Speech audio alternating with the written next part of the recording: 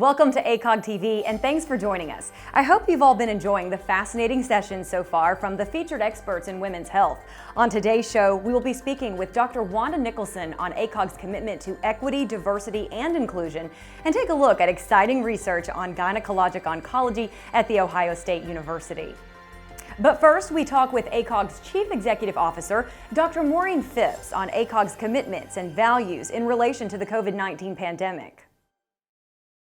Joining us now is Dr. Maureen Phipps, ACOG's Chief Executive Officer. Dr. Phipps, thanks so much for your time today. How has the COVID-19 pandemic impacted ACOG's work over the last 7 months? The coronavirus pandemic has been an incredibly challenging time for everyone across the globe. And this is especially true for those who are caring for patients, taking care of loved ones, and serving in their communities as essential workers. You know, as in these challenging times, we are motivated, moved, inspired by all of our members who are continuing to provide state-of-the-art care for the families and their communities, as well as the patients that they're directly serving. ACOG continues to be committed to providing up-to-the-date essential information for our members, as well as their practices. And this includes advocating on their behalf for many different issues. And I'll tell you about a couple of them. That includes ensuring that we have access to personal protective equipment, as well as testing, and ensuring that we have fair reimbursement for telehealth, as well as in-person visits, surgical care, as well as obstetrics care.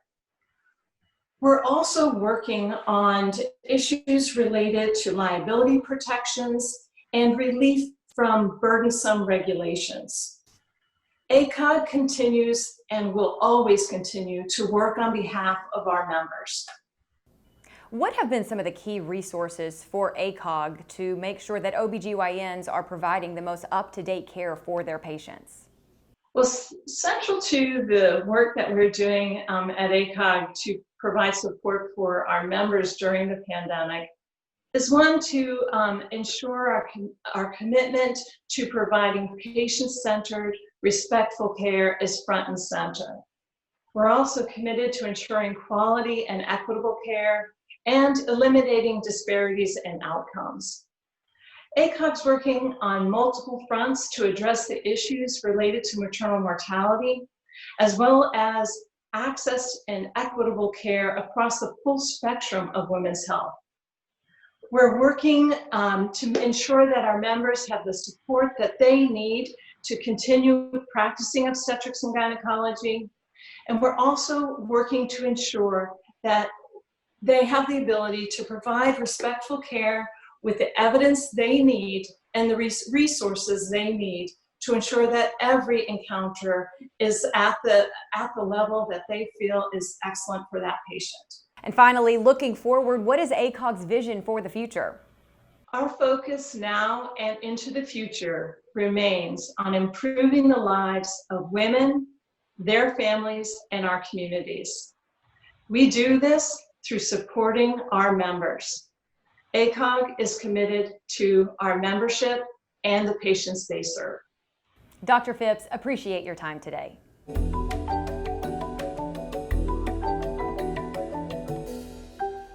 Great insights there from Dr. Phipps. And now for the first of our ACOG TV features, we take a trip to The Ohio State University's Comprehensive Cancer Center. At The Ohio State University Comprehensive Cancer Center, James Cancer Hospital, and the Solo Research Institute, our vision is to create a cancer-free world. Ours is the only cancer program in the United States that features a National Cancer Institute designated comprehensive cancer center aligned with a nationally ranked academic medical center and a freestanding cancer hospital on the campus of one of the nation's largest public universities. At the James, not only are we looking to cure patients when they're first diagnosed, but now we're looking to cure patients once their cancer recurred, at one point unheard of. Cervix cancer, uterine cancer, vulvar cancer, we are seeing patients who who are now cured with a recurrent disease, thank you to novel therapies and clinical trials specifically related to immune oncology.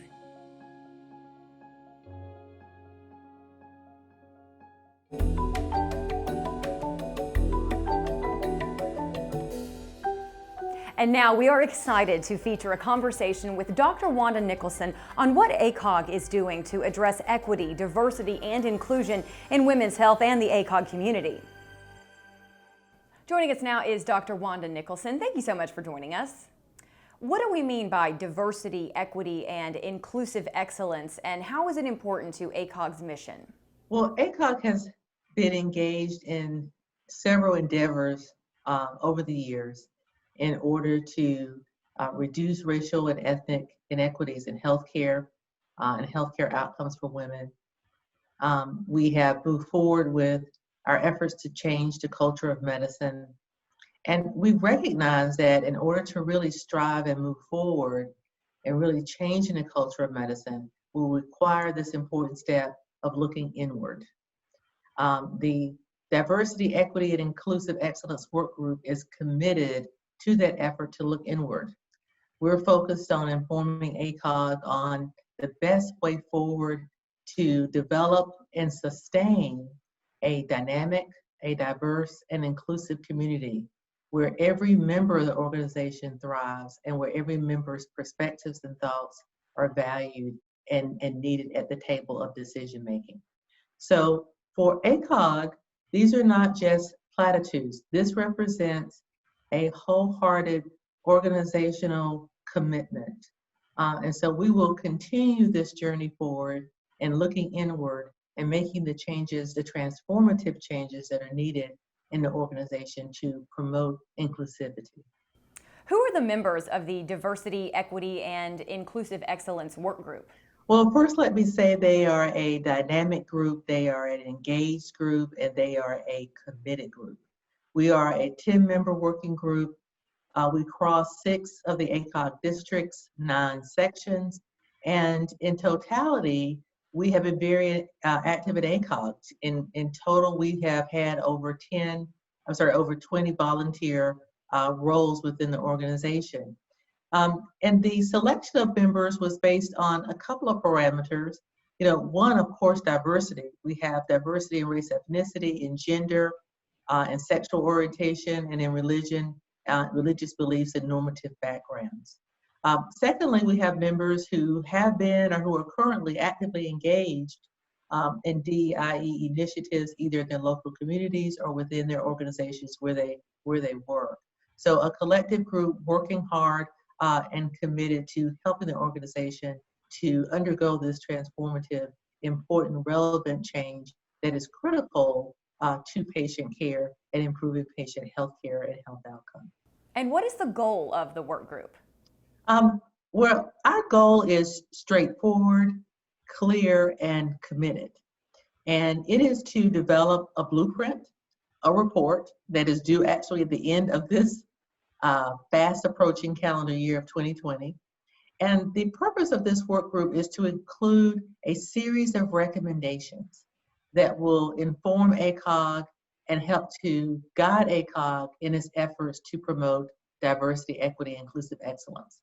And this means promoting DEIE across staffing, across membership, and across leadership, and leadership both at the local level, regional level, and national. It also will be critical to expanding DEIE both in our committee work as well as in our scientific program with regard to speakers as well as topics that are presented at our scientific meetings. Secondly, and of equal importance, is that it will help to inform ACOG on how to create, enhance, and sustain a culture of belonging, a culture of excellence, and a culture of innovation. Again, all in an effort to leverage the wide range of talented members that we have. And third, our recommendations will help to guide ACOG in growing our membership. So we not only want to maintain the members that we have, we want to bring in our colleagues in obstetrics and gynecology who are out there practicing in the trenches every day but who aren't active members of our organization, we need them to come back home and join us in this fight for women's health. Dr. Nicholson, appreciate your time.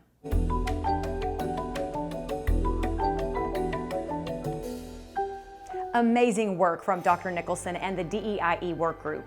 Make sure to watch her lecture just after this break. That is it for our first virtual edition of ACOG TV, but there is plenty more to come. Make sure to tune in tomorrow for conversations with Dr. Lori Gregg, who will discuss physician wellness and burnout, and ACOG's president, Dr. Eva Chalice, who will review her presidential initiative and goals for ACOG through 2021. Until then, enjoy the rest of the sessions today in ACOG's first ever virtual conference.